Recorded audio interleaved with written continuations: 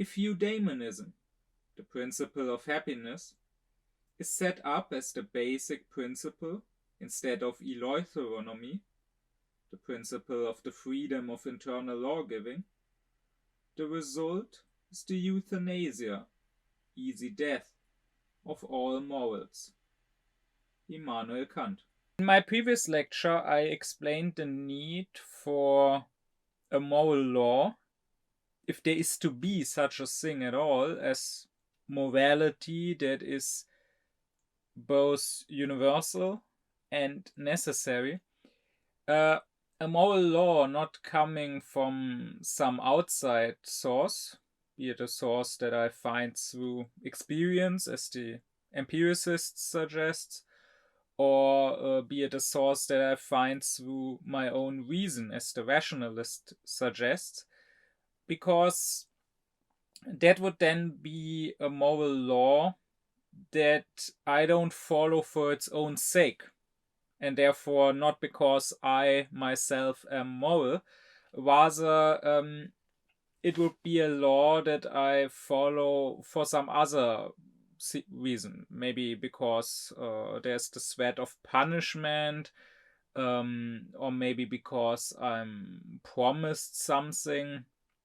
If I follow that law, like for example, if I base the moral law on God, then I would only act in a moral way because I want to get into heaven and avoid hell. Or if I base the moral law on my own moral feeling, my moral sense, my compassion, then I only act moral because it makes me feel good to help others and because I feel bad when I see others suffering. That cannot be a basis for actual morality. Rather, as Kant shows, there must be a moral law that is given to me by my own reason. A law that I follow not because I'm promised something for following it or because I'm threatened, but because I simply understand that this is the right thing to do through my reason, once again. And this leads me to the imperatives. And here, if you know anything about Kant at all, then of course you will probably have heard that the moral law to him is a categorical imperative. But what is, first of all, an imperative in general? Well, it is a principle of reason, reason here being practical reason. It is a principle of reason that reason tells us, so to say, we should follow. So Kant would say it has objective necessity, but not subjective necessity. What it means is, if I was a pure rational being like God, then there would not be imperatives for me. Because an imperative, I mean, you can translate that as a command or as an order of reason, right? That's what in Latin the word imperare means. It means to order, to give commands. So the emperor, or in Latin the imperator, he is basically the command giver, the order giver. And reason only gives orders to a being which is not necessarily reasonable, which could act in irrational ways. A being which, like God, is a being of pure reason, meaning, well, it doesn't have any incentive to not act in a rational manner. It has no senses, no sensuality, no sensual desires, so why should God not act rationally? So to him, reason doesn't speak through giving orders. He simply is rational. But we are rational beings that are also sensual at the same time, that also have sensual desires, and that is exactly why those principles of reason are necessary from an objective perspective. So we should act like that. But subjectively, for me as an individual, they are not necessary. I don't have to act like that. That is why reason speaks to us through imperatives. Well, and Kant says there are different kinds of imperatives, and he bases those on his table of judgments. I have talked about that in a previous lecture. I advise you to go and have a look at that lecture to understand this one better.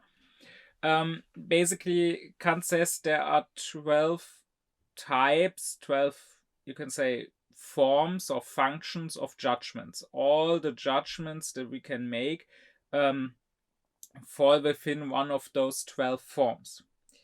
And, well, the imperatives that reason gives to us, they also must follow those forms. Because, after all, they are judgments, or rather they are conclusions of reason, meaning they are still based on this table of judgments. And that is why you can describe which imperatives there must be, through this table of judgments. This is Kant following his architectonic method. That too is something I discussed already in a previous lecture.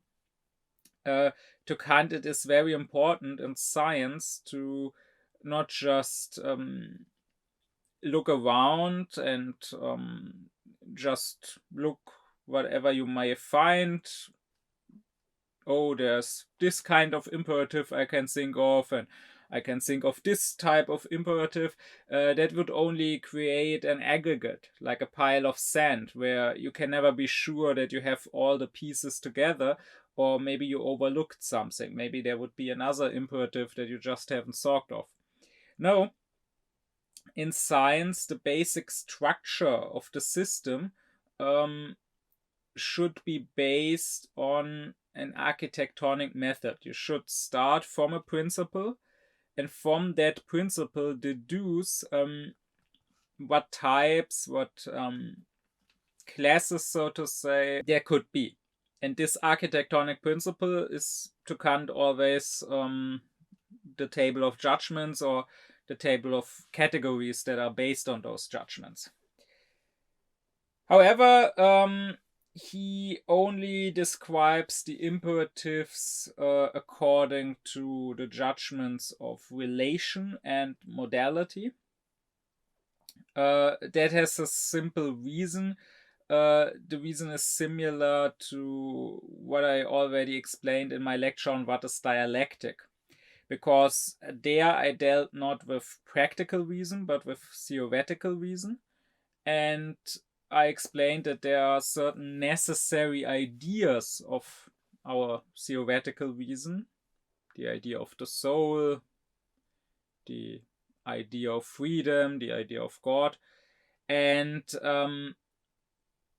those ideas Kant also deduces as necessary ideas from the basic structure of our reason, meaning from the table of judgments.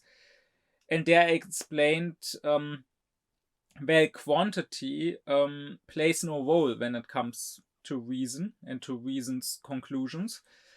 In judgments, there can be judgments of quantity. There can be singular judgments where you are only judging about one thing. There can be particular judgments where you are judging about several things. Or there can be universal judgments where you are judging all the things. But when it comes to reason and its conclusions, it is always universal. It is always true for all instances. Reason doesn't know of exceptions. I mean, think of an imperative.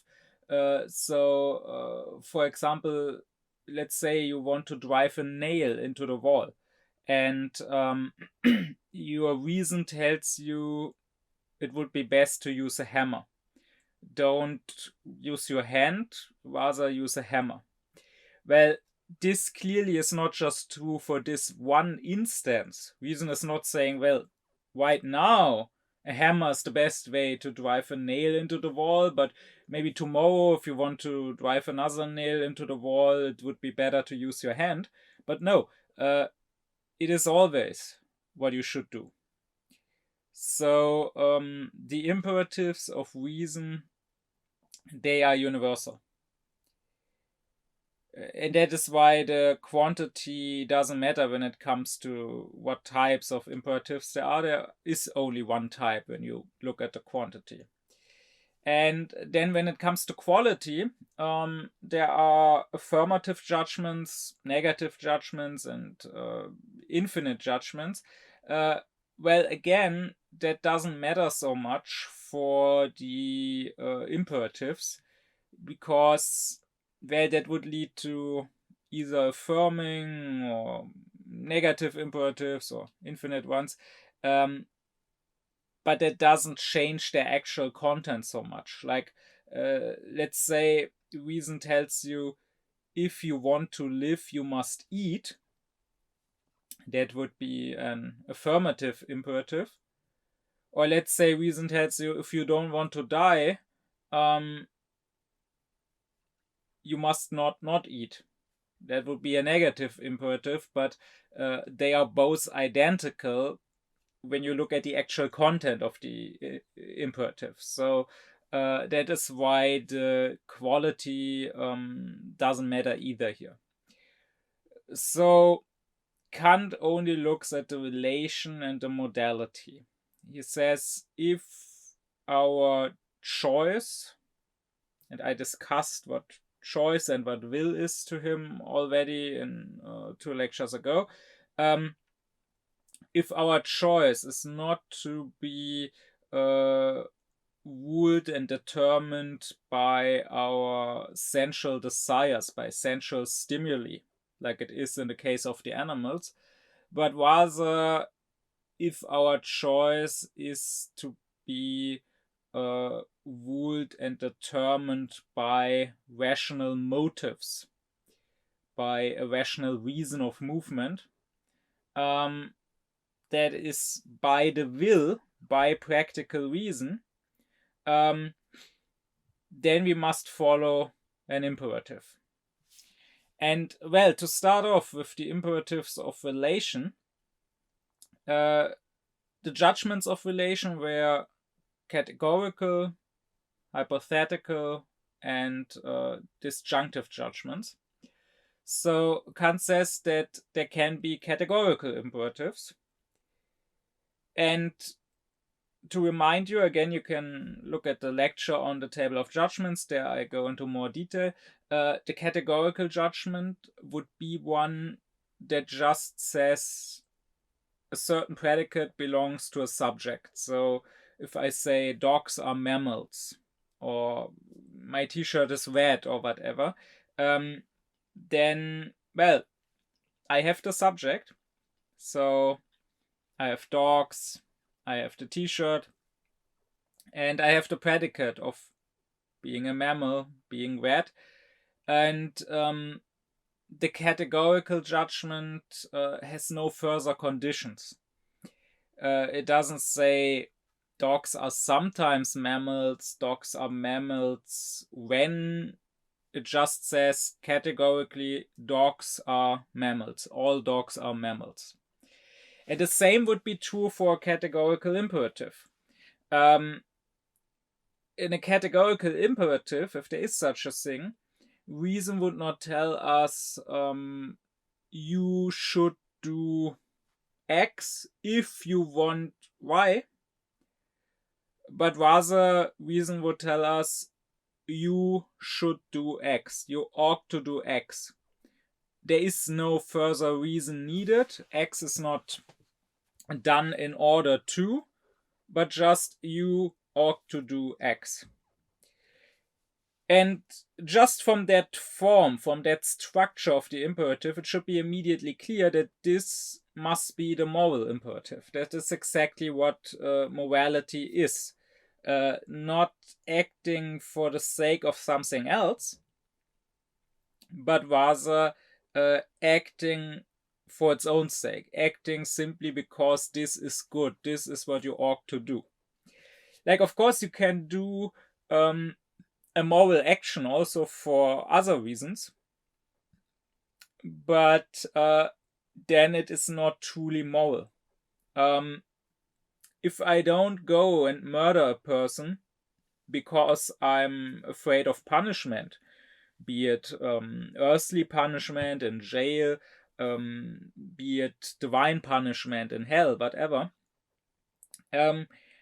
If my only reason for not murdering someone is being afraid of getting punished, then this action of refraining from murdering is not done for its own sake. It's not done because I think that this is a good action as such, but rather it is done in order to achieve another, a non-moral, a selfish goal. Only if I don't murder someone simply because it would be wrong to murder him, simply because I have regard or reverence for him as a human being, only then is it a moral action. So, again, morality would mean following a categorical imperative. One that just tells me you ought to do this, no further reason, not to achieve another goal or whatever, not as a means to an end, but rather as an end in itself. And only a categorical imperative is considered a law by Kant. Because to Kant, law means a universal rule that applies, always. So that is true for the laws in the state. They should not have exceptions. They should be applied always. You can think also of the laws of nature or laws in mathematics or whatever. If you have such a law, by calling it a law, you are saying this is not just what is true sometimes, but rather you are saying this is what is true always. It is a universal law. All things in nature have to follow this law. On the other hand, there are also hypothetical imperatives. And remember that a hypothetical judgment was a if-then judgment. So, for example, if it rains, then the ground gets wet. Now it actually rains, so the ground gets wet. Or if you don't eat, then you die. Now you didn't eat, you got starved, so you die. So this judgment is not categorical. It doesn't say something is the case without further condition. It is hypothetical because it says something would be the case if something else, if a certain condition would be the case. And therefore, a hypothetical imperative would be one that tells you not you ought to do this, but rather you should do this if you want to achieve that. So the example I gave previously with the nail would be an example of a hypothetical imperative. If you want to drive a nail into the wall, then you should use a hammer. That is what reason tells you. But reason doesn't tell you you should use a hammer without further condition. I mean, it's not necessarily rational to always carry a hammer with you, to always use a hammer for everything. If you don't want to drive a nail into the wall, you don't need a hammer. So, therefore, the imperative is hypothetical. Only under this condition of wanting to put a nail into the wall, only under that condition is it rational to use a hammer. And here you clearly see that these imperatives have nothing to do with morality. Using a hammer is as such not a moral, also as such not an immoral action. These imperatives are just about how to achieve a certain goal, but they are not about what actually should be your goal. You could use hypothetical imperatives to achieve good and to achieve bad goals. And these imperatives to Kant constitute rules as opposed to laws, because while a law is universal to him, a rule is a principle that may have generality, but that could have exceptions, unlike a law. So this is the distinction of the imperatives according to their relation.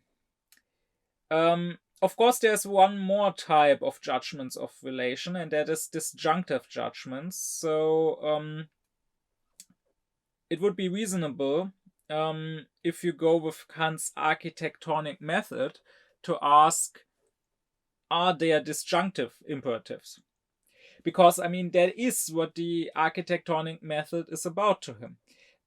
You don't just look around, you don't just think, oh, what imperatives I can think of those two types, but rather you make sure that you have a complete system, and you make sure through the table of judgments, because again, Kant believes to have found that those are the 12 forms in which we can judge. So all thinking that is possible to us, and that would therefore also mean all practical thinking, all thinking with our reason about what we should do, how we should act, all thinking we can do must happen within those 12 forms. And yet, I don't usually find disjunctive imperatives discussed. Like, not even their possibility. Are they possible? Or if not, then why not? This is usually not a topic that people discuss. I don't want to say that nobody ever discussed it. Maybe there's some professor here or there who mentioned it in some paper. But usually I don't find it discussed. Certainly when I studied and when I had a seminar on Kant's moral philosophy and on his groundworks of the metaphysics of morals, this wasn't mentioned by the teacher. And this speaks to a general issue. This goes to show that people, including professors, including alleged experts, they may read certain works of Kant, and they may even understand what Kant is writing there to a certain degree, but they take it in isolation. They take the specific topics, so in this case, practical philosophy, moral philosophy, in another case, theoretical philosophy, and they ask, what has Kant said there? But often they don't really have independent thought, and they are not really understanding it with their own free independent thought, independent of the letter of what Kant says and what he doesn't say. And what they lack especially is precisely this architectonic thinking of Kant. They are usually not thinking in systematic terms, but rather their thinking is a rhapsody of isolated thoughts. And that is why many don't come up with this thought. Even though it is a thought that if you take this architectonic method seriously, is pretty much a necessary thought. What about Kant himself? Well, the term disjunctive imperative is never mentioned in Kant's published works. Nowhere. If you don't just look at his published works, however, if you look at his lectures and at his private notes, then there are two mentions, one in the lectures, one in the notes. But both times there is not really a systematic discussion of disjunctive imperatives. It's more of a brief side note. A disjunctive judgment is, after all, a judgment that says either or. For example, either you are alive or you are dead. So a disjunctive imperative, one would think, would then be an imperative that tells you either do that or either do this. But one of it you must pick.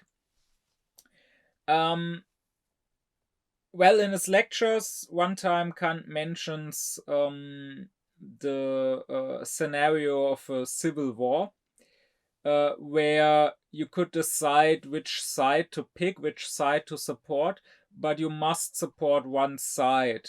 Staying neutral is not an option or would not be moral. And then in his notes, there's one instance where Kant talks about adiaphora. So that was a term that originally was used in the confessional debates between Catholics and Protestants, especially from the Protestant side, which was a bit more lenient about some things. Basically, they said there are certain theological beliefs on which the Catholics and the Protestants may differ that are actually important. So if you believe or if you do the wrong thing here, then you're going to hell. But then some of the somewhat more lenient or liberal Protestants would say there are also maybe in the cult practices, so how exactly is the mass done, certain details of that, they are adiaphora, meaning they don't matter. You can do them our way, like we, the Protestants, do, but if one day you go to the Catholic Church and you partake in their mass and do it their way, that's also fine. That won't get you into hell. And Kant in his notes at one point discusses that and says that in morality there are no adiaphora. Something is either good or it is evil. There cannot be either or. So that's the only two times disjunctive imperatives are mentioned. I must say that is a bit weird. It shows that Kant was not always consistent, even though he himself stresses the importance of his architectonic method. He doesn't always properly apply it, but often kind of forgets to apply it, or often only applies it as far as is necessary for whatever he wants to achieve in that instance. Because he really doesn't seem to have put more thought into that. So I would say that it remains an open question, and it would be something that a proper philosophical scientist of reason, if there were any of those nowadays, should work on that question. What would a disjunctive imperative be, and can there be such a thing? And I would say to that, I can't go into detail about it here, because then I would digress completely and it would no longer be a Kant lecture. But I would think that maybe this would lead to the higher morality of Fichte. Maybe one could show that this higher morality, even though Fichte doesn't use that term, would be based on a disjunctive imperative. But be that as it may, that was more of a side note. When it comes to Kant, according to the relation of the imperatives, he really only recognizes the categorical ones, which are laws, and the hypothetical ones, which are rules. So the ones where reason tells you you ought to do this, and the ones where reason tells you you should do this if this is your goal. But if you don't have this purpose, then you also don't have to do this. But as I said, one can also categorize the imperatives according to their modality. And here there were judgments that were problematic, assertive, or apodictic. A problematic judgment was one where you judge, well, this could be the case, this is possible. An assertive judgment is one where you assert that this is the case. And an apodictic judgment is when you find that this must be the case. This is necessary.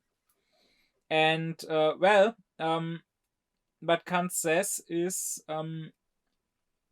hypothetical imperatives can be either problematic or assertive. Categorical imperatives have to be apodictic. So let's start from the top. There are problematic hypothetical imperatives. And let me remind you that a hypothetical imperative as such always says you should do X if you want to achieve Y, if Y is your goal. Well, such an imperative would be problematic if that goal, if that purpose itself is problematic. So if it is a purpose that one might have, but doesn't necessarily have. So these problematic imperatives, they can really be about achieving any possible goal.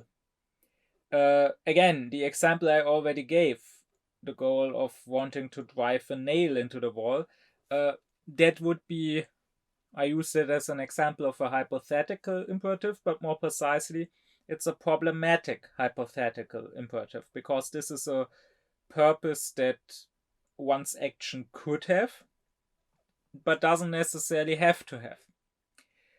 Not everyone wants to drive nails into walls. On the other hand, an assertive imperative would still be hypothetical, so would still be telling us you should do this action in order to achieve that goal, not for its own sake, but it would be about a goal or a purpose of action that is not just one that we could possibly have, but rather one that we do have. So this would be an imperative that tells us how to achieve the one purpose that all human beings definitely have. And Kant says there is only one purpose that we all don't just possibly have, could have, some humans have, others don't have, but rather that we all share, and that is the purpose of happiness.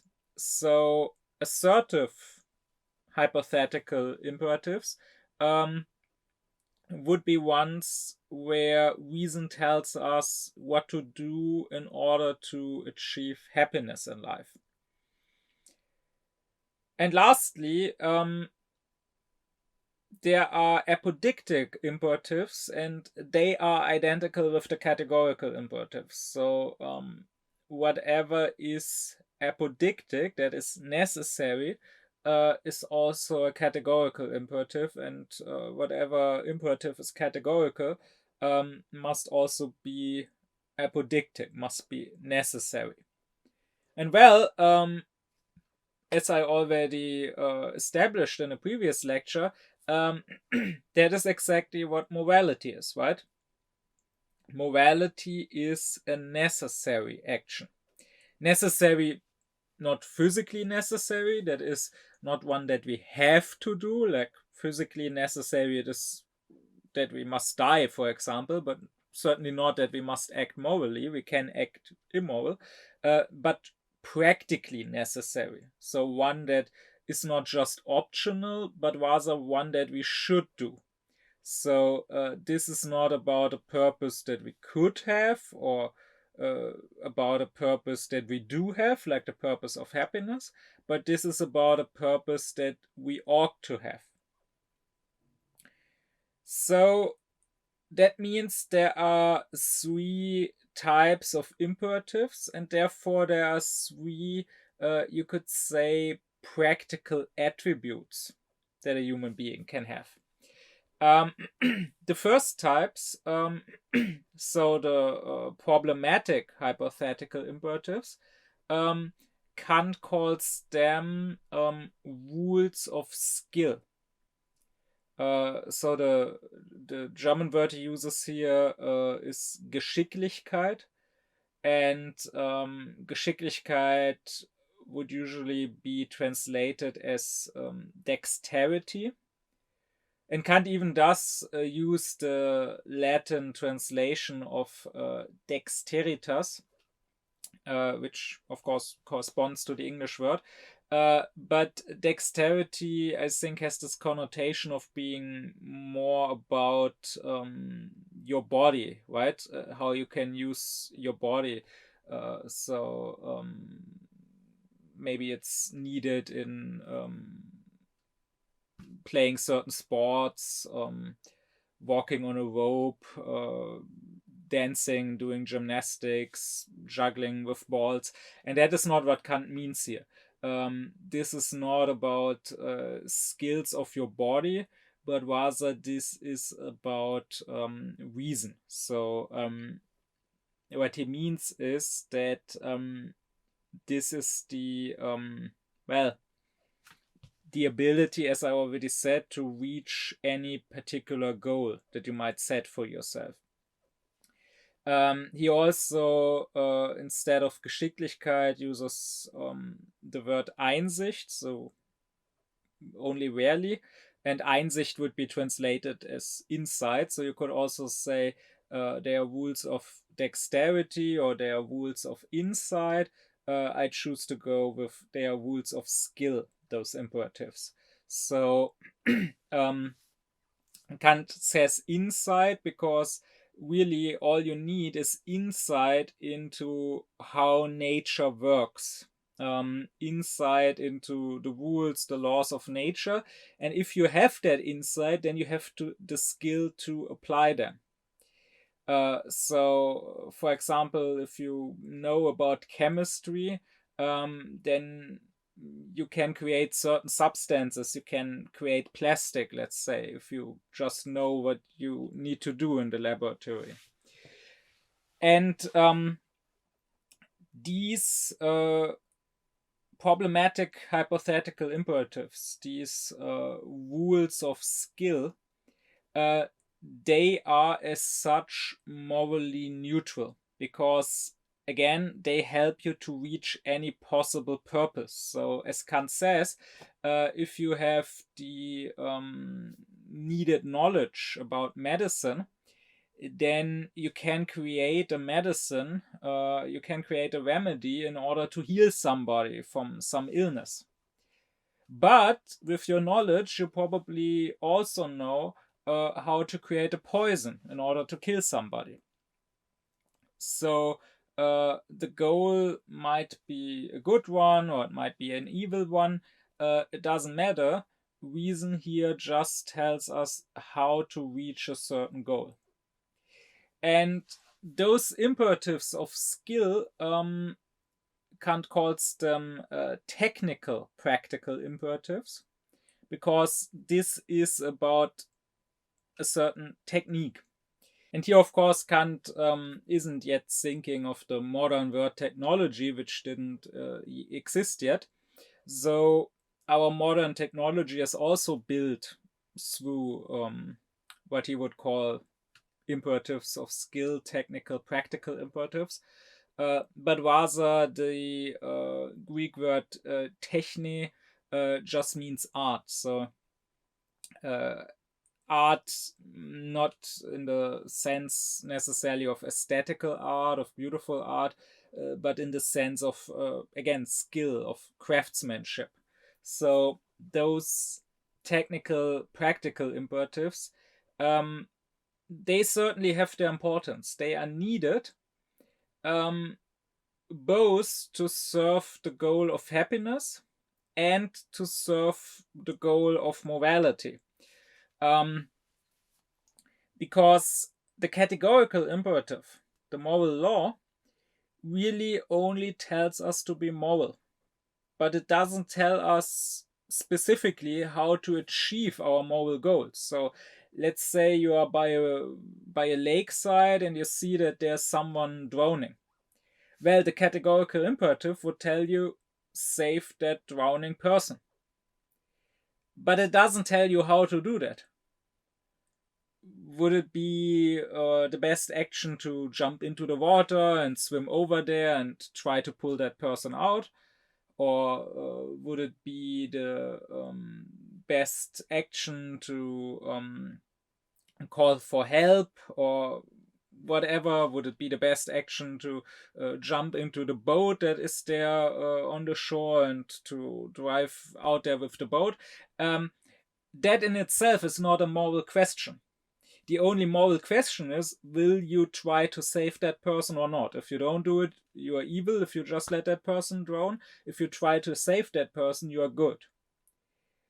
But whether you do your good deed in a skillful manner that best achieves your purpose or not, that in itself is not a question of morality. So those technical, practical imperatives, those rules of skill, they are needed. They are also needed for morality, in order to actually realize morality. But as such, they are morally neutral, and they could also serve an immoral goal. Like you could also you could skillfully save a person's life, sure. If you are, let's say, a surgeon or some other kind of physician, saving someone's life who is ill. But you could also skillfully murder someone. You could use your reason to think about, how could I get away with murder so that it's not traced back to me. The second type, that is the assertive hypothetical imperatives, those Kant calls advice of prudence. Here the German word he uses is Klugheit, and Kant himself translates it into Latin as prudentia, which is basically the same word as the English prudence. But I will note that prudence in English is a word that is not used that often, right, in everyday language.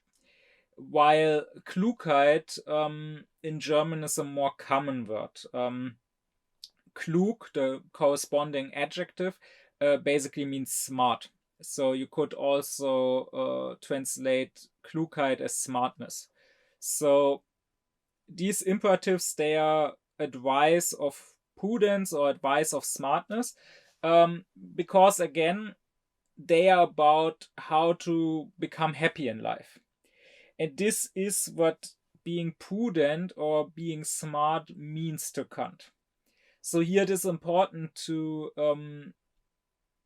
note how Kant uses his words, to note what the Kantian terminology is, and to distinguish it from the way you might use the words in the common everyday language. Because what Kant calls Geschicklichkeit, and what you might translate as dexterity or as skillfulness, that would probably be called being smart in everyday language. Like, if you can achieve any goal, if you know how to construct a certain technology, or how to do a certain medicine, or also how to create a poison, if you know how to get away with murder or whatever, people would usually call that smart.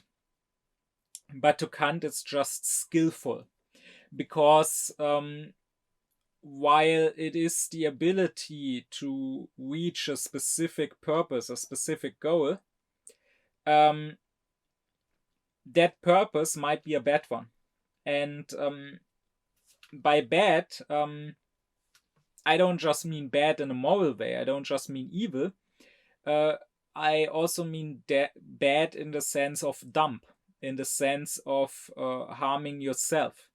Like, you can very skillfully achieve a goal that will eventually come to bite you in the ass, right? You could very skillfully construct a bomb that blows up the whole city, including yourself. You have been skillful now, but you have not been smart or prudent.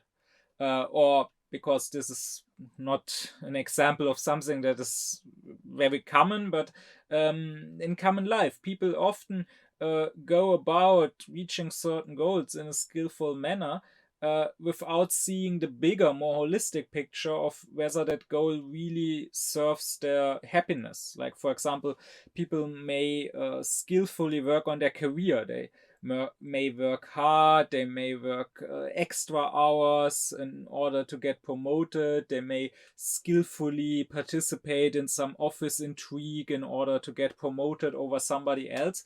But I fail to ask the question, is this career really serving my happiness? Is this really what I want? Or maybe I'm hating this job, and maybe this hard work, overworking myself, participating in intrigues with other people, maybe this actually makes me unhappy and leads to a burnout. So that is why Kant talks of skillfulness or dexterity, but not of being smart. Being smart or prudent to him means doing that which will lead to your own happiness, doing that which really is good for you. So those imperatives, the assertive hypothetical imperatives, Kant calls pragmatic imperatives. To him, pragmatism always means asking, does this serve me? Does this help me in achieving happiness, or does this bring me unhappiness and pain? Well, and last, the categorical or apodictic imperatives, they are commandments of morality, Kant says. So we have rules of skill, of insight. We have advice of prudence or of smartness. And now we have commandments of morality. Because those imperatives, they don't tell me what would be the best way to reach a certain possible purpose. They don't tell me what would be the smartest or the most prudent action I could take, the one that best serves my interest in becoming happy. But rather, they command me to do something simply because it is good, because it ought to be done. And that is precisely why they are laws and not just rules or advice of our reason. And those imperatives, they correspond not to skillfulness or dexterity, and not to smartness or prudence, but rather they correspond to wisdom. I already gave a lecture on what is wisdom to Kant, and there I explained how wisdom is a moral quality.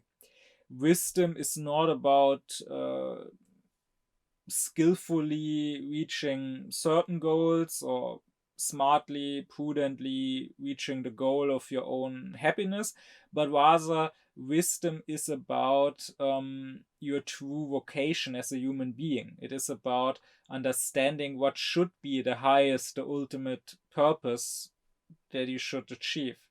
And therefore, wisdom is necessarily a moral quality. And these would be the three, let's say, practical attributes that we can have as human beings. We can be skillful, we can be smart or prudent, and we can be wise. And maybe with this you can also understand better a remark I made recently in my lecture on what is the sublime, where I said that in certain instances where physical nature threatens and completely overpowers us, like if we are on a small boat in a stormy ocean, I said that here our skill and our prudence are at an end. It doesn't really matter if I'm the most skillful or the most unskilled and clumsy person. And it doesn't really matter if I'm the smartest, the most prudent, or if I'm the most short-sighted and dumb person. Because nature so overpowers me that these attributes, that I may have or may not have, they don't matter anymore. They don't factor in anymore. But what remains in such a situation, I said, is my wisdom. Whether I'm wise or foolish, that still is important here, because with my wisdom, I can at least be calm inwardly. I can at least be stoic. I can understand that this physical world and even my physical existence, which is now threatened and which now I can't save, is not what matters, and I can understand that it is not wise to care about that which I can't change anyways. So these are the three types of imperatives which Kant recognizes. Technical practical imperatives of skill, pragmatic imperatives of smartness or prudence, and the moral practical imperative of wisdom. So he also stresses that practical philosophy can really only deal with the latter two. So with prudence, with achieving happiness, or with wisdom, with morality. And that is because I already discussed in my lecture What is Philosophy, the distinction between theoretical and practical philosophy. And Kant there says that theoretical philosophy is about what is, it is about nature and the laws of nature. And practical philosophy is about freedom and how we should use our freedom. Practical philosophy is about what we should want, so to say, what our will should want. And our will can really only want happiness, so our own, whatever is best for ourselves, our own private interest.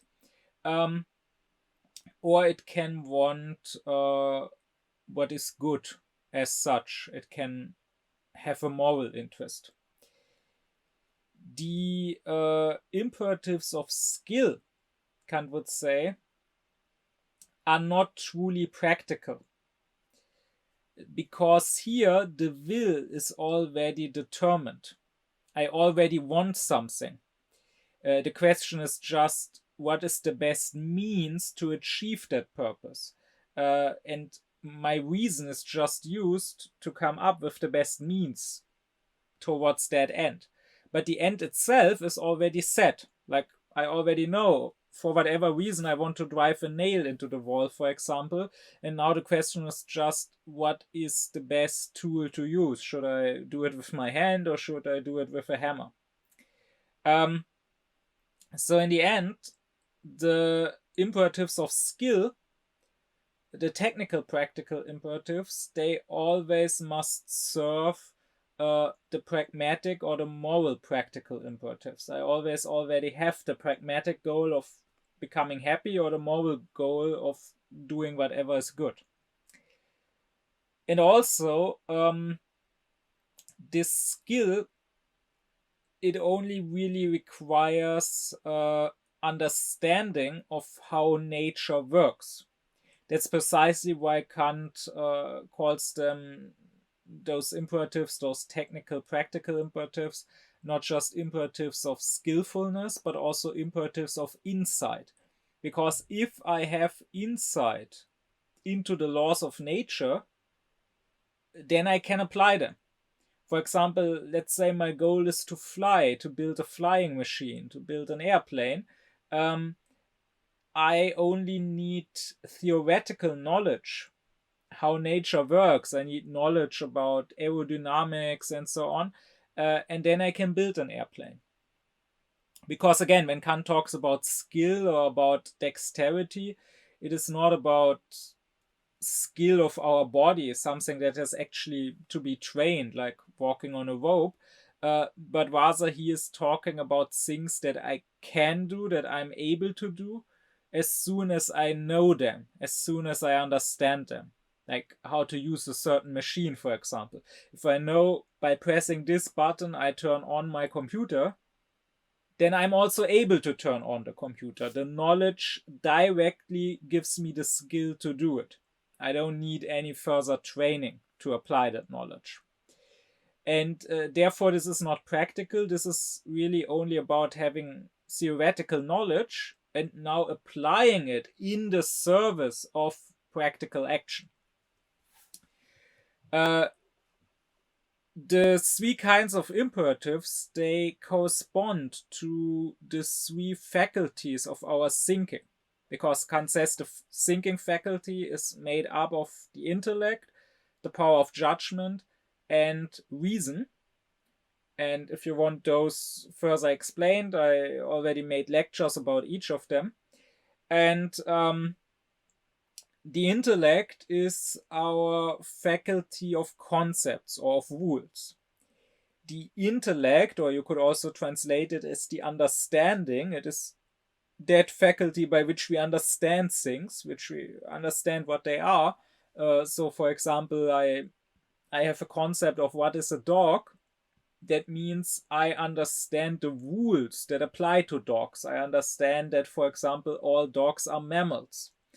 Or I have a concept of what is water, means I know the rules applying to water. I know that, for example, water boils when it's 100 degrees and it freezes when it's 0 degrees. And this is something, if I know those rules, if I have a correct concept in my intellect, then it gives me the skill to do something. So, for example, if I want to boil water and I have the correct concept of water, knowing that it boils at 100 degrees, then I know what I have to do to boil it. I know I have to heat it to 100 degrees. So, for those technical practical imperatives, the intellect is enough. I just need to have correct concepts in my intellect. The pragmatic imperatives, the ones of prudence, of smartness, they require power of judgment.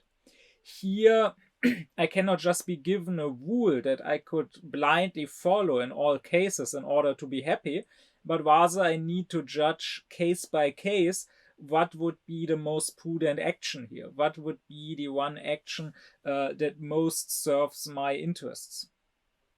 And lastly, when it comes to wisdom, when it comes to morality, what I need here is reason. The reason being the faculty of principles, that is of a first basic law from which everything else can be deduced. The moral law is such a principle, and I require reason to know how I should act. I will also note that I talked about those three, you could say, practical attributes of skill, prudence, and wisdom. I talked about them from a practical perspective now, from the perspective of practical philosophy. Kant says that we can also look at them from a more anthropological perspective, and especially when it comes to the middle one, to prudence or smartness, he often does so. He often discusses it less in practical and more in anthropological terms. And here, when it comes to anthropology, to him, prudence or smartness is about being able to deal with that which is not completely under our control. Because again, skill is just about using our intellect, having the right concepts of things, understanding the rules according to which things work, and then applying those rules. And if we have correct understanding of nature, we really have the skill to control more or less all of nature. So everything that is, so to say, mechanical would fall under skillfulness. But Kant says there are things which we can't completely control through simply understanding them, and that is mostly human things. And that is human things both in me and in others. Because in myself, I have my own feelings, my own desires, and those I can't necessarily completely control simply by understanding them, but rather I have to deal with them in a prudent manner. I have to understand myself. I have to deal with how certain situations make me feel, or with certain desires and inclinations I may have. I have to be careful to not be the slave of my desires, but rather to rule over them, to govern them. And even more so, Kant says, this is true when we deal with other people. We can't completely control other people because their choice is free. Nature, I can, if I understand the laws according to which it works, then my free choice can control nature and the mechanism of nature. But other human beings, I can't so easily control because they have their own freedom. So being smart, being prudent in that way, in that anthropological sense, by Kant is mostly understood as a social skill, knowing how to deal with other people, knowing even how to manipulate other people, knowing how to talk to other people in order to be liked by them or in order to get from them whatever you want, knowing how to sway other people, knowing how to hold good speeches, or knowing how to flirt correctly or whatever. All that would constitute being smart or being prudent. Kant likes to give the example of a clockmaker, and he says in order to construct good clocks that work well, he only needs skill. But in order to sell his clocks, he doesn't just need skill, he needs to be smart or prudent. Because he could create the best clocks in the world and still fail to sell them. Because he can't convince people maybe that they are actually good clocks. So being able to convince people, being able to haggle and get a good price for your product, or knowing how you have to make the reclaim for your product, knowing how to do commercials that actually drive people to buy your product, that would be about prudence.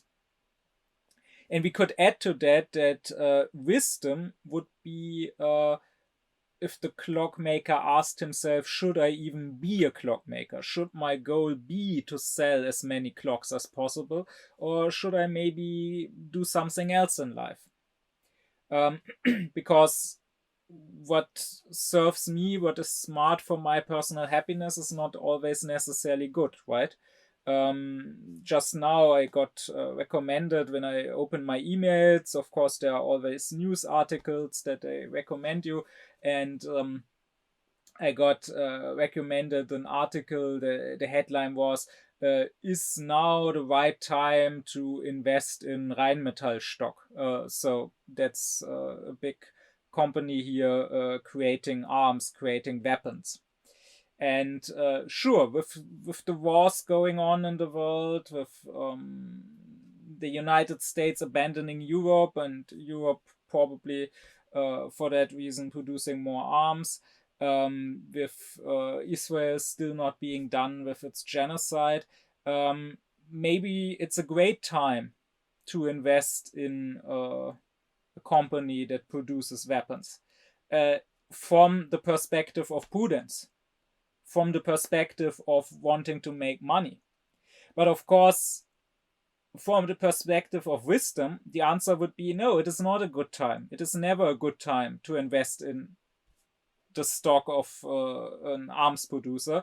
Rather, if you do that, you are absolute scum of the earth. If you try to make money through the death of other people, if you try to make money through genocide and war, then you're an evil person. And actually, the person who wrote that article, who even asked that question, and who presumably, I didn't click on it, answers it from the perspective of mere smartness, not asking the moral question at all, that person is also an evil person, very clearly. So that would be the difference between those three attributes. And when reading Kant, you have to be mindful a little when he uses the word prudence or smartness. Does he mean it in the practical sense of doing whatever brings you happiness? Or does he mean it in the anthropological sense of being able to deal with that which is not completely in your own control, meaning your own emotions, your own desires, and even more so meaning other people? So Kant himself would stress that those two definitions of prudence are not necessarily contradicting each other, because Kant believes that our happiness mostly depends on that which is not fully in our control. It mostly depends on how we deal with our own passions and desires, and how we deal with other people. And especially how we deal with other people. Kant would say that our happiness is mostly dependent on other human beings. He says that if you were stranded on a lone island, in order to be happy or to be content, to lead a somewhat good life, you don't really need prudence or smartness in that situation. All you need is skillfulness. You need to have the skill, you need to know how to build a shelter for yourself, you need to know how to make fire, you need to know how to hunt, and so on. But if you have those skills, even without being prudent, you can lead a good life. But as soon as you are together with other people, as soon as you are in some sort of society, now you need prudence in order to deal with those other people, in order to not be ostracized, but rather to be well liked, in order to get ahead, to achieve your goals, to achieve that social position that you want. So in that sense, prudence is mostly needed in regards to other human beings. Kant would also say this is this more anthropological definition is the reason why this is not an attribute of God. So when it comes to God, we would call him wise, but we would not call him skillful, nor would we call him smart or prudent. It would indeed even sound somewhat belittling of God to call him that. And that is precisely because God is almighty, right? So wisdom is a quality we can ascribe to him and is something he needs, because wisdom is about asking, what should I do ultimately? What should be my ultimate purpose? But skill would be about using the rules of nature to achieve a certain goal. Well, God doesn't have to do that. If he's almighty, if he can do whatever he wants with nature. And also prudence, if it is mainly about dealing with that which is not completely in your own control, dealing with your own emotions, dealing with other free beings, well, there is no such thing for God, which is not completely in his control. If he is almighty, he doesn't need prudence. That is why out of those three, let's say, practical attributes, we would only ascribe the third one, only wisdom, to God. That is not to say that we can ascribe to him the opposites of the other two. Like, just because God isn't prudent or God isn't smart doesn't mean that he is dumb. But rather, that whole category, whether in the positive or in the negative way, cannot really be used when it comes to God. Only for beings such as we are does it make sense to speak of these three qualities. And when it comes to smartness or prudence, since Kant has these two slightly different definitions, he says that prudence or smartness in the anthropological sense, so mainly how you deal with other human beings, that could also be called cleverness or slyness. Or he also calls it the world prudence, prudence in dealing with the world. While the prudence in the practical sense, knowing how to achieve your own happiness, that would be the proper prudence or the private prudence.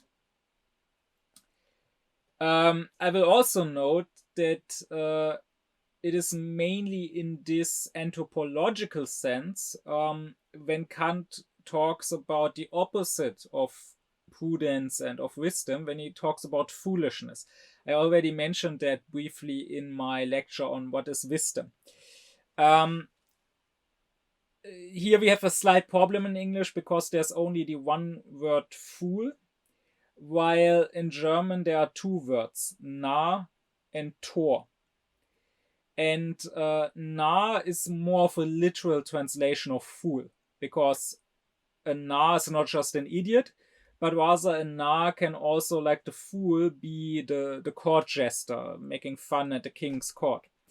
While the word Tor is generally also translated as fool into English and does have a very similar meaning.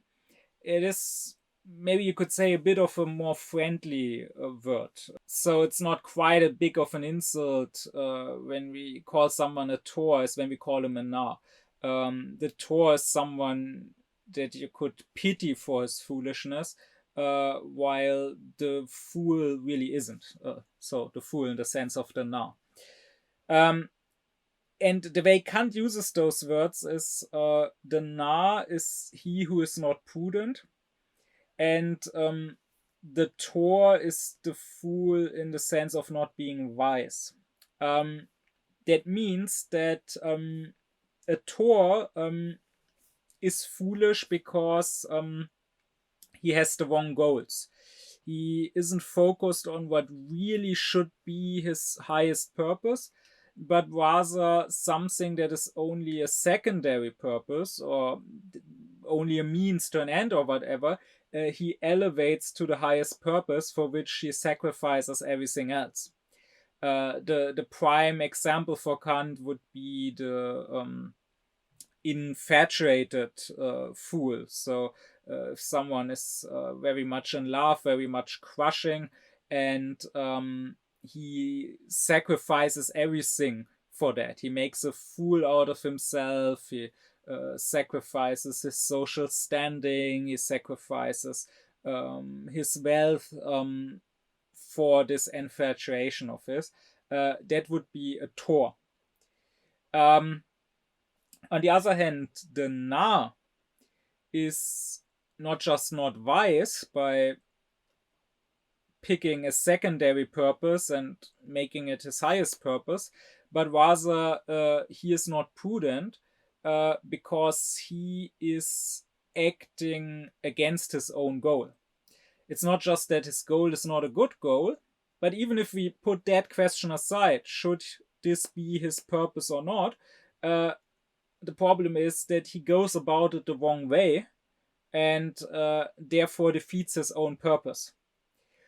Here, Kant's prime example would be a miser, a person who is stingy, because that person tries to become rich, tries to amass wealth, and therefore doesn't spend money. So he only eats water and bread, and he only wears old, tattered clothes.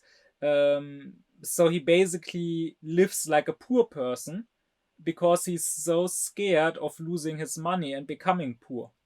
But if he lives like a poor person anyway, what good is it that he is actually rich if he doesn't use his richness? So he defeats his own purpose. The same is true, Kant would say, for the arrogant person, because he wants everyone to respect him and to hold him in high esteem. But for that reason, he treats everyone else as a lesser being, which of course defeats his purpose, which of course leads to the opposite, leads to everyone despising him. So that would be the two types of fools. The Narr, who is not prudent, who defeats his own purpose, and the Tor, who is not wise because he picks the wrong purpose. But anyways, back to practical philosophy. To Kant, this means that practical philosophy could either be the doctrine of wisdom, that is moral philosophy, or it could be the doctrine of happiness, that is philosophy about how to lead a good life. And I already discussed that in the lecture on what is metaphysics, that to Kant the philosophy has a pure part, a metaphysical part, and it has an applied, an empirical part. And when it comes to theoretical philosophy, the pure part is the metaphysics of nature, is theoretical metaphysics, and the applied part is natural science. And I said, when it comes to practical philosophy, the pure part is metaphysics of morals. That would be this doctrine of wisdom, this moral philosophy. And the applied part, the empirical part, you could say, is this doctrine of happiness. There cannot be any other type of practical philosophy. There cannot be, if practical philosophy as such is the philosophy of freedom, of the laws of freedom, of how to make use of our freedom, how to act, then there cannot be, because there are only these three types of imperatives, there cannot be another type of practical philosophy except that which asks, how should we act? What would be a good action, a morally good action? Or what action would be in my own interest? What would be a prudent action? What would be an action making me happy? Kant says the only third option would be doing practical philosophy as a doctrine of skill. But that is not a proper practical philosophy to him. That would be a practical philosophy that teaches how to reach any goal that you might have, how to follow your whims as they overcome you. An example for a proponent of such a teaching in antiquity to Kant would be Aristippus of Kyrene. And in his own time, in the 18th century, it would be someone like La Métrie. So basically hedonism. Both are proponents of hedonism, um, but not a higher hedonism, not a prudent hedonism that is about leading a completely happy life, because then we would again deal with practical philosophy as the doctrine of happiness. And here, the example of a philosopher for that would be Epicurus. That would be Kant's main example. And Epicurus is someone he respects, but Aristippus and La Métrie he doesn't respect. Because this is hedonism the way the word is usually understood nowadays. So cheap, base, short-sighted hedonism.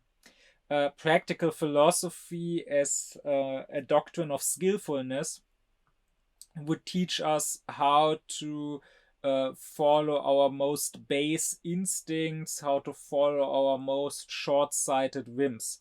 It would be, Kant says, basically a sort of utilitarianism. He doesn't use that word because it didn't exist yet, but it would be a sort of utilitarianism that calculates in every instance what would be the most useful, the most beneficial action here in this specific instance, without looking at the bigger picture, without looking if ultimately this will serve me or will drive me into an early grave.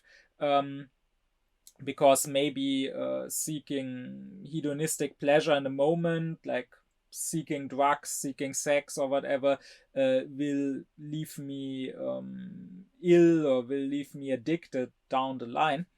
But this would just be a short-sighted utilitarianism that is there to calculate what is most beneficial in this moment for me, which, as Kant calls it, would be the philosophy of scoundrels.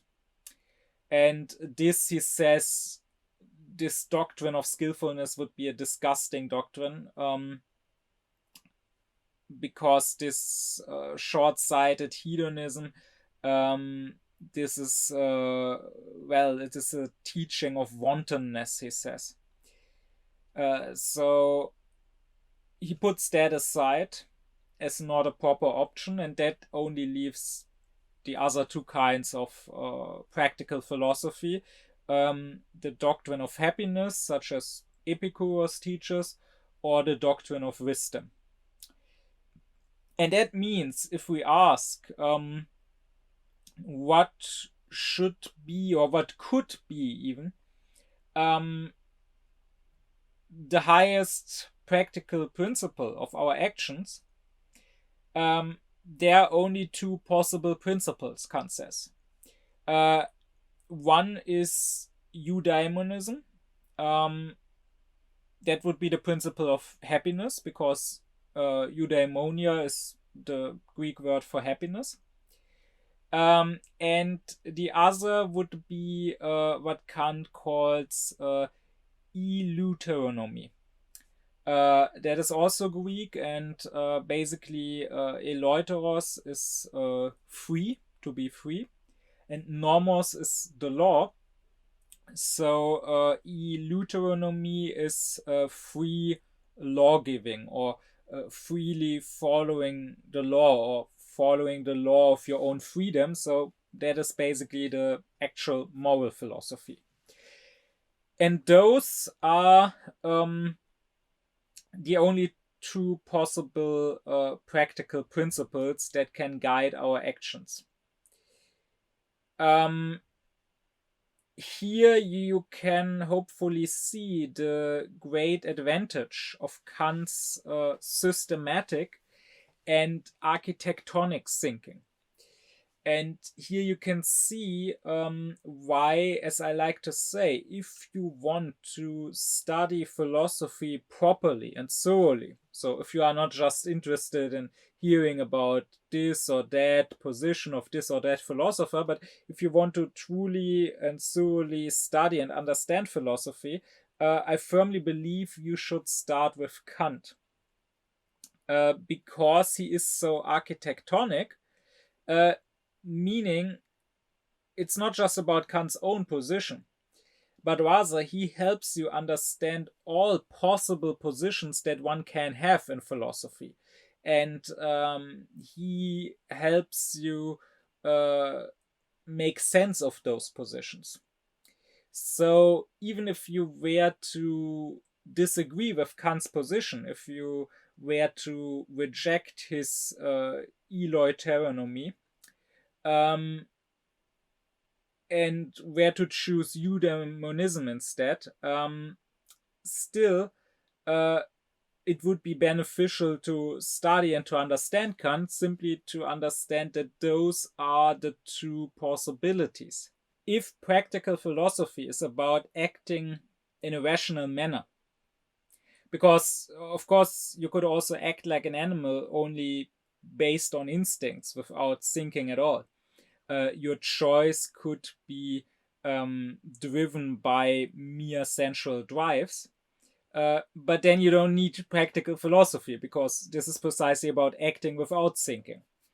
But if your choice is to be determined by a rational spring, an intellectual spring, that is by a motive, only then do you need practical philosophy. And if you agree with Kant's architectonic, that there are only three ways in which reason can be practical, out of which the first, the skillfulness, is not truly practical, because here you are only applying theoretical reason to reach your goals, but you are not otherwise using reason for your goals as such. That only leaves those two possibilities.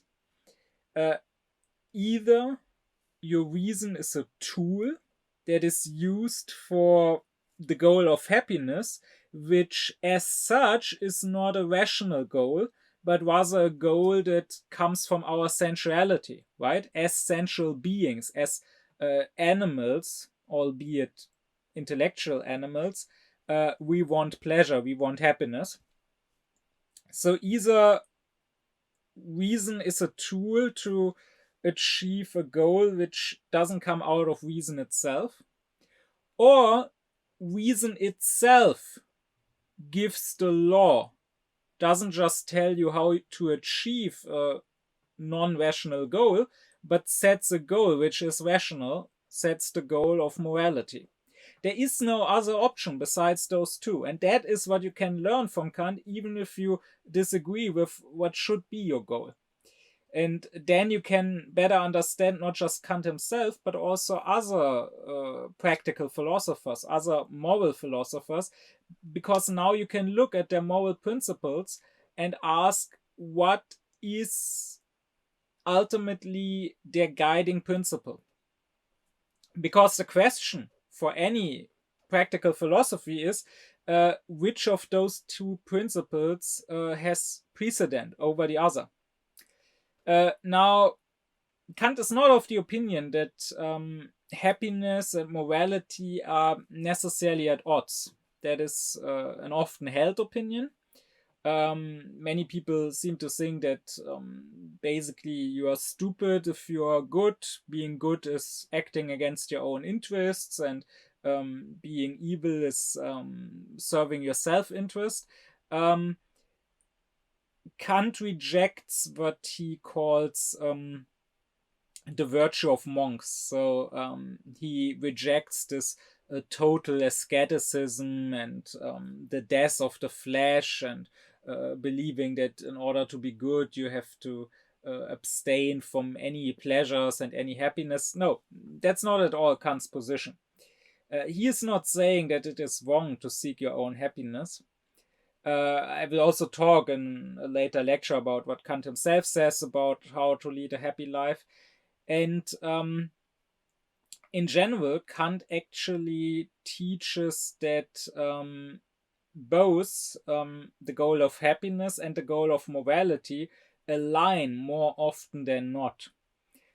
Usually, the prudent action and the moral action are one. And this goes for both parts of his moral philosophy. I will talk about this in more detail in coming lectures, but both when it comes to ethics, so the actions of the individual, how you should act, and when it comes to the philosophy of justice, so how the laws between human beings should be, how the state should be constituted, and how states between one another, how international law should work. In both cases, Kant believes that usually being prudent and being wise is the same. So when it comes to individual ethics, it would usually lead to the greatest happiness to do what is good. I mean, just look around. Sure, some evil people may be successful. They may have lots of money, but are they truly happy? Do they have friends, true friends, not just people that they deal with, that have certain goals for a certain time that they have in common with, but rather, do they have actual friends? Do they have people they actually love and who actually love them? If you treat everyone with disregard, if you treat everyone as an asshole, no one will like you, no one will be loyal to you.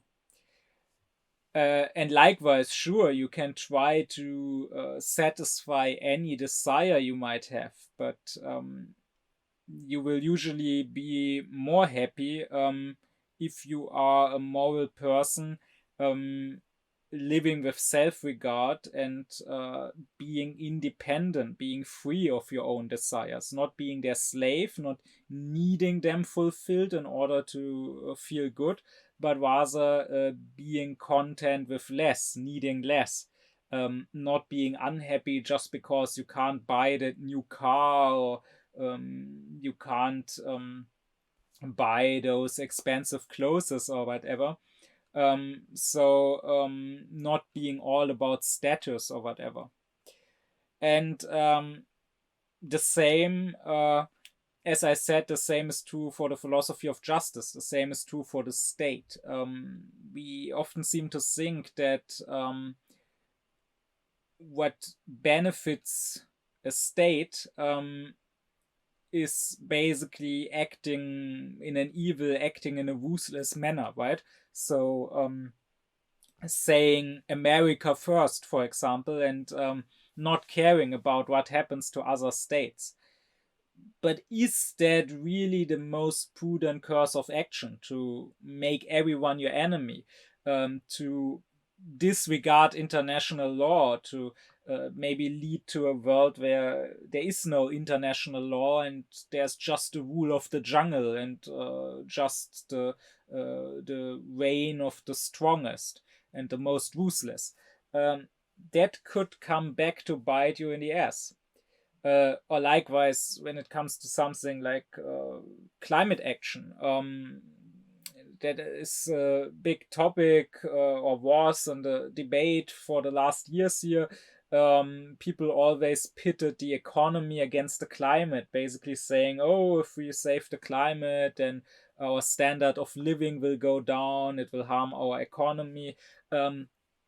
But the fact of the matter is that, of course, climate breakdown will harm our economy much more. Even now, it already does. Just some years ago, we had a great flooding here in one valley. Some villages were flooded. Over 100 people died, and there was great economic damage done. It still isn't repaired, and billions were lost. And this is really just a small thing. As this progresses, as the climate gets worse and worse, I mean, what happens when the North Atlantic circulation breaks down, and the climate of Europe will be completely messed up? What happens when there's the weather becomes too dry, there's a drought and there's no rain anymore, and our farmers can't grow food anymore? this will harm our economy much more in the long run. So Kant would stress that usually prudent action and wise action leading to your own success and action leading towards what is good, usually they align. Only this moral philosophy, only this practical philosophy understood as the doctrine of skillfulness, of reaching a short-term goal, not thinking about the long-term effects, only this philosophy of the scoundrels, only that would be in stark contradiction to the doctrine of wisdom, to moral philosophy. But still, even though being smart and being wise usually align, there can, of course, be situations where they don't, even if those are extreme situations and not normal situations. So let's say you live in the days of the Nazis and there's some Jew who's fleeing and who's begging you to hide him. Here, of course, the prudence thing would be to not do that, because if it is found out that you hit a Jew, then not just him, but you are also going to die. The prudence thing would be to just stay quiet, just accept the Nazi rule and not do anything against them. But the wise thing, the moral thing, of course, would be to hide that Jew or to actually act against the Nazis, to protest like the White Rose did. And in such situations where prudence and morality don't align, here the question is what should come first? Because you can't be both in this situation. You can't be prudent and moral. This is exactly the point. So you have to have a priority for one or for the other.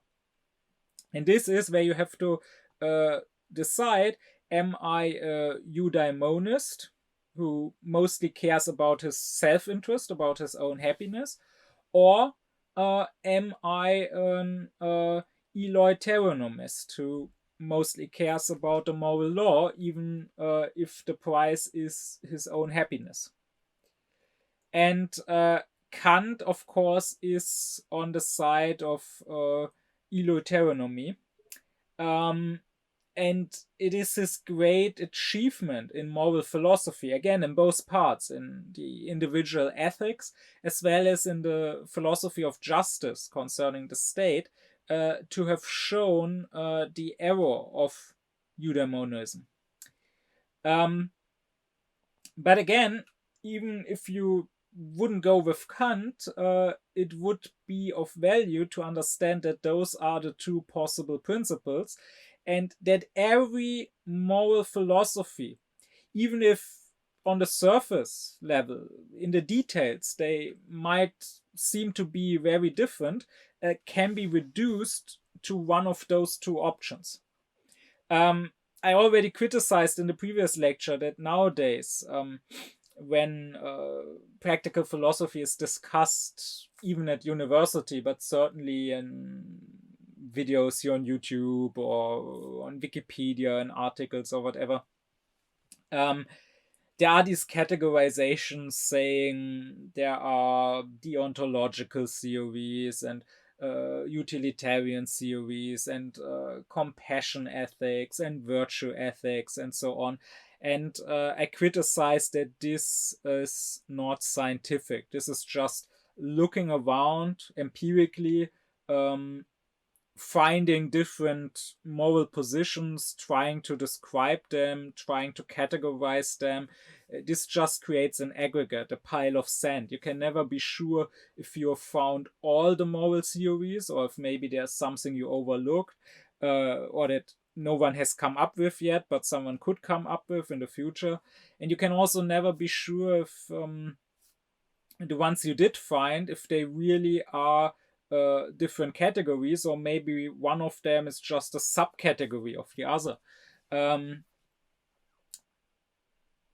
Well, the categorization Kant does with those two categories is based on architectonic principle, and therefore a priori that is before looking around, before asking what specific positions did this or that philosopher take, a priori that there can only be those two positions, that nothing else could ever be come up with.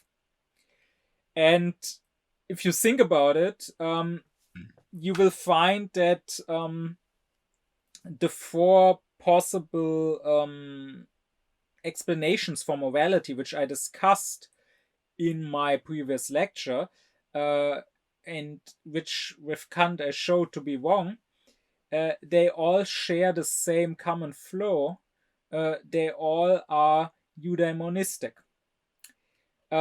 So the empiricism, be it inner or outer empiricism, and the rationalism, be it inner or outer rationalism. It doesn't matter if you base morality on what the law of the land or the customs of the people say, or whether you base morality on your own inner feeling of empathy, or whether you base morality on God's commandment, or whether you base morality on what is perfect. In each case, the issue is that you base it on something else than morality itself. In each of these cases, you are not acting moral for its own sake, simply because it is your duty, simply because it is the right thing to do. But rather, in all these cases, you are acting moral because you will benefit from it, because it will bring you happiness. If you don't act against the laws of your country, you don't get punished. If you act according to your compassion, to your empathy, you will feel good about helping other people, while otherwise you would feel bad at seeing them suffer. If you don't act against God, you go to heaven and not to hell. And again, even if you try to do whatever is perfect, even that ultimately is about your happiness, about your own perfection. So all of those have in common, and that is precisely the reason why all of those are wrong, that they follow, as different as they may seem on the surface, they come from the same roots. They follow a eudaemonistic principle of ethics. But Kant proposes a rationalism which is not objective, which is not dogmatic, but which is subjective and critical. So using reason for morality, sure, but not using reason to find a moral law outside of yourself, like one that God may have given, or whatever is objectively perfect, because then you would still need an extra reason why you should follow that law. And that reason in the end could only be that it benefits you to follow it. It brings you happiness to follow it. No, Kant's principle of morality means using reason not to find something outside of reason, but to stay within reason. Using reason to give yourself a rational law. That is exactly what eleutheronomy, free law-giving, means to Kant. And in that sense, I hope that it becomes somewhat clear here that Kant's moral philosophy is not just a better, more correct moral philosophy than that of others, but rather it is the only moral philosophy. And any practical philosophy that isn't aligned with it is not a moral philosophy at all. It is not a doctrine of wisdom, but a doctrine of happiness. It is a eudaemonistic philosophy that is ultimately about your self-interest and not about doing good. All those other teachings, they can only promise you things, benefits, if you act in a good manner, or they can only threaten you if you don't act in a good manner. but they can't really say that it is your duty, and that if you don't do what is good, you have done evil, you are guilty now, you are responsible now for doing evil. They can only say, if you don't act good, you haven't acted prudent, you haven't done what would have benefited yourself. And this is not just wrong as a moral philosophy, this is very dangerous, and even in itself evil, Kant says, because ultimately what it would mean is to say that the moral person and the evil person are at the root are not different from one another. In their inner quality, in their posture, in their will, they would be the same. Both would be people who really only serve their own interests. And you could only say that the virtuous person does so in a smarter way, while the person of vice does so in a stupid way, in a way that ultimately harms himself. You could say, well, one person maybe would have liked to kill somebody, to take revenge on somebody, but was prudent enough to tell himself, well, if I take revenge on my enemy, if I kill him, I will go to jail, and that's not worth it. So therefore he abstained from the revenge, while another person did take revenge and did kill that other person, thinking taking revenge would bring him happiness, and therefore ended up in jail, ended up unhappy. They are not different when it comes to their will. They are not different when it comes to how good they are as people.